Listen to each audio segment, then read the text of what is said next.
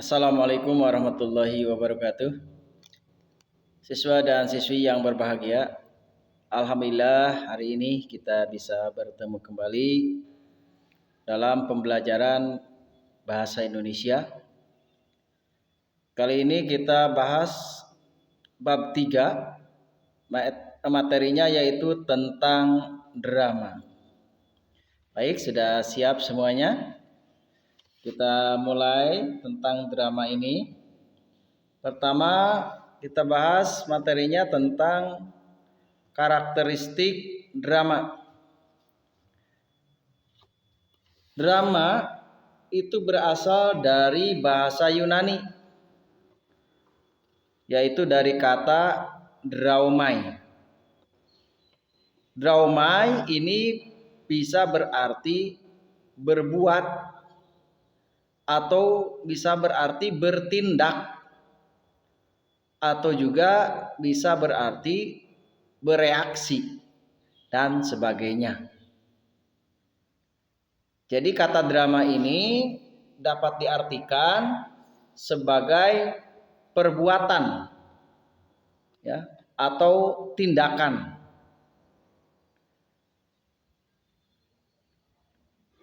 Secara umum, pengertian drama adalah karya sastra yang ditulis dalam bentuk dialog. Dalam bentuk dialog dengan maksud dipertunjukkan oleh aktor. Nah, ini yang disebut dengan pengertian dari drama. Pementasan naskah drama, ya, ini dikenal dengan istilah teater. Ya, pementasannya itu. Dapat dikatakan bahwa drama itu berupa cerita yang diperagakan para pemain di panggung, ya, bertingkah laku yang dipentaskan dalam beberapa babak, ya.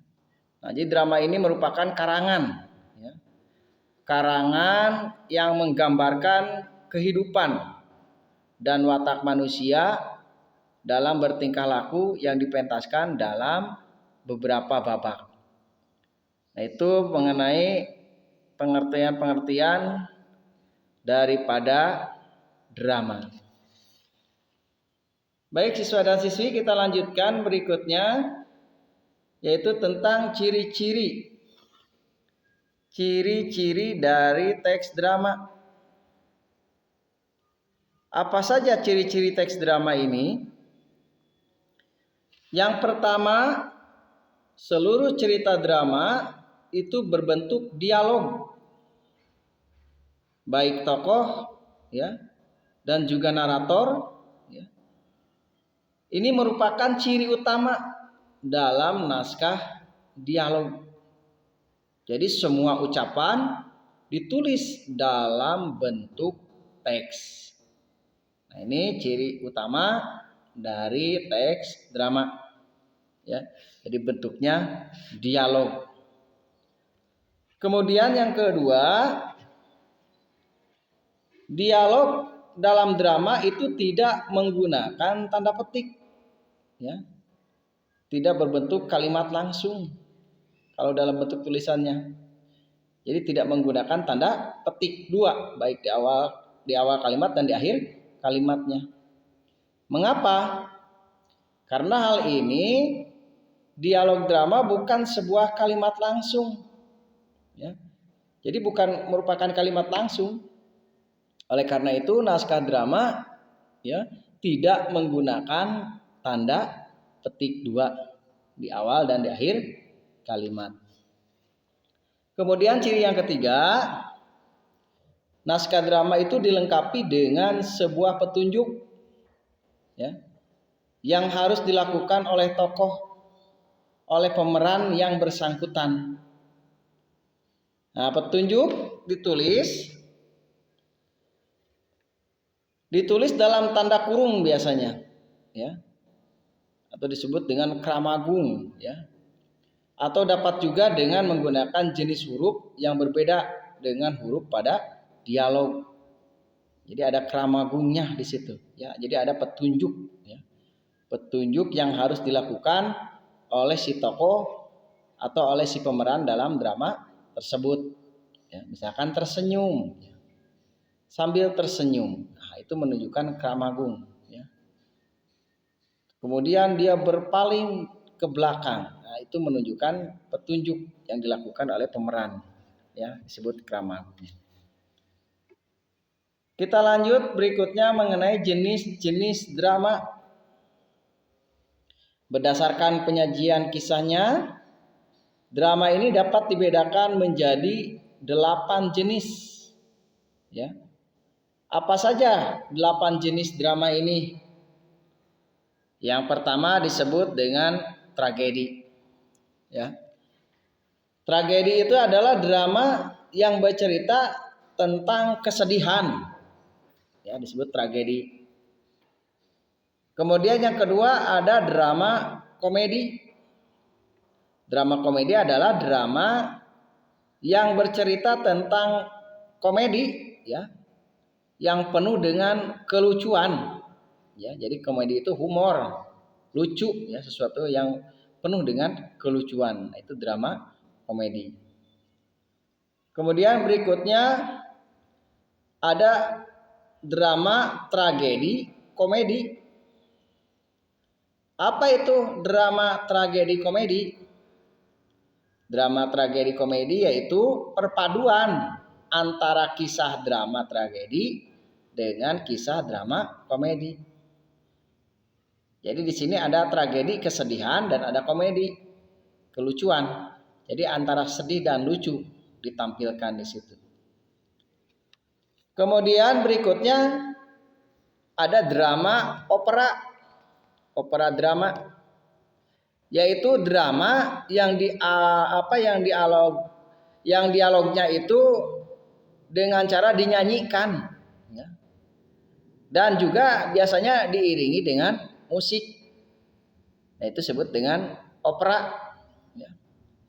Jadi drama yang dialognya itu dinyanyikan ya, dengan cara dinyanyikan dialognya itu, kemudian diiringi dengan musik. Kemudian yang berikutnya ada drama yang disebut dengan melodrama.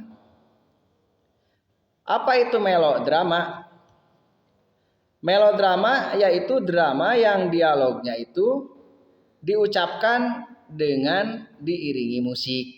Gitu ya. Jadi dialognya itu diiringi dengan musik, namanya melodrama dari kata melodi ya, musik. Kemudian berikutnya ada drama farce ya. Apa itu drama farce? Drama farce yaitu drama yang menyerupai dagelan ya. Dagelan tingkah laku ya. Namun tidak sepenuhnya drama tersebut dagelan. Jadi ada misalkan hal lainnya yang dimasukkan ya, tidak semuanya dagelan. Gitu ya. Misalkan ada lagu-lagunya misalkan ya, ada kelucuannya dan sebagainya. Kemudian berikutnya ada tablo ya. Apa itu tablo? Tablo yaitu drama yang lebih mengutamakan gerak biasanya, ya, di mana para pemainnya itu tidak mengucapkan suatu kata-kata atau tidak berdialog, ya, si pemainnya itu. Namun pemainnya itu melakukan berbagai gerakan, ya, itu disebut dengan tablo. Misalkan pantomim, ya. Pantomim itu termasuk tablo. Dia hanya menggunakan gerakan-gerakan saja, tidak melakukan dialog atau tidak berkata-kata. Dan yang kedelapan yang disebut dengan sendra tari. Apa itu sendra tari? Sendra tari adalah gabungan antara seni drama serta seni tari. Nah, inilah 8 daripada jenis-jenis drama. Jadi banyak ya jenisnya itu. Baik, siswa dan siswi yang berbahagia, kita lanjutkan bagian yang ketiganya, yaitu adanya unsur-unsur drama. Di mana saya katakan tadi di awal bahwa drama itu karya sastra yang bertujuan untuk menggambarkan kehidupan dengan menampilkan pertikaian atau konflik emosi ya, melalui lakuan atau perilaku dan dialog. Sebagai sebuah karya sastra, drama juga dibangun atas 2 unsur, yaitu ada unsur ekstrinsik dan ada unsur intrinsik. Unsur ekstrinsik ya adalah unsur dari luar drama ya. Apa contoh unsur dari luar drama? Misalkan biografi atau riwayat hidup pengarang, kemudian penonton, kemudian waktu pertunjukan ya, kemudian panggung ya, dan sebagainya. Nah, itu disebut unsur ekstrinsik, yaitu unsur di luar drama. Sedangkan yang disebut unsur intrinsik, yaitu pertama adalah tema ya. Tema itu apa? Nah, tema ini termasuk unsur intrinsik tadi, yaitu unsur yang ada di dalam sebuah drama. Tema ini ada di dalam sebuah drama. Ya, tema itu adalah gagasan, tema itu ya. Gagasan, ide ya, atau pikiran utama ya yang menjadi dasar atau menjadi latar belakang dalam menuliskan cerita. Nah, itu yang disebut dengan tema. Kemudian unsur intrinsik yang kedua dalam drama adalah tokoh. Tokoh ini disebut juga sebagai pelaku, ya, pemeran. Nah, tokoh dalam drama ini digolongkan dalam beberapa jenis. Apa saja jenis-jenis tokoh atau pelaku atau pemeran dalam drama? Pertama, berdasarkan peran. Ada tokoh utama dan ada tokoh tambahan. Ya, perannya itu. Tokoh utama ya, itu tokoh yang selalu banyak muncul atau menjadi bahan pembicaraan. Sedangkan tokoh tambahan adalah tokoh yang hanya sesekali saja muncul. Ya. Hanya sebagai pemeran tambahan saja, pelengkap di situ. Kemudian berdasarkan fungsinya ya. Kalau tadi yang pertama itu berdasarkan perannya, yang kedua berikutnya adalah berdasarkan fungsi tampilannya. Nah, dari fungsi tampilannya tokoh itu ada disebut dengan tokoh antagonis, ada yang disebut dengan tokoh protagonis, dan ada yang disebut dengan tokoh tritagonis ya. Pertama tadi dikatakan ada tokoh antagonis. Tokoh antagonis itu adalah tokoh yang mempunyai karakter bertentangan dengan tokoh utama biasanya. Ya, yaitu berkarakter jahat, berkarakter buruk gitu ya. Kemudian yang kedua tadi ada tokoh protagonis. Tokoh protagonis adalah biasanya tokoh utama ya, yang membawa nilai-nilai baik atau benar ya. Protagonis ini bersifat baik ya, bersifat benar. Kemudian yang ketiga adalah tokoh tritagonis atau tokoh pembantu. Tritagonis ini adalah tokoh yang memang tidak memihak ya. Tidak memihak kepada protagonis, juga tidak memihak kepada antagonis. Jadi ada di tengah-tengah. Ya, netral sifatnya itu tritagonis itu ya. Tidak memihak. Nah, itu mengenai tokoh atau pelaku. Kemudian unsur drama yang ketiga yaitu adanya alur. Apa itu alur? Alur adalah rangkaian peristiwa dalam drama yang mempunyai penekanan adanya hubungan sebab akibat yang berupa jalinan peristiwa. Ya, jadi jalannya cerita, alur namanya. Drama sebagai karya sastra lengkap umumnya mengandung 5 tahapan alur biasanya. Ya. Kelima tahapan alur itu meliputi tahapan pemaparan atau pengenalan dulu, ya. Alurnya itu pengenalan dulu atau paparan dulu, penjelasan dulu, ya. Penguraian dulu. Tahap keduanya adalah tahap memasuki peristiwa, ya. Peristiwa yang terjadi, ya, atau permasalahan yang dihadapi. Kemudian tahap ketiga adanya muncul konflik, ya.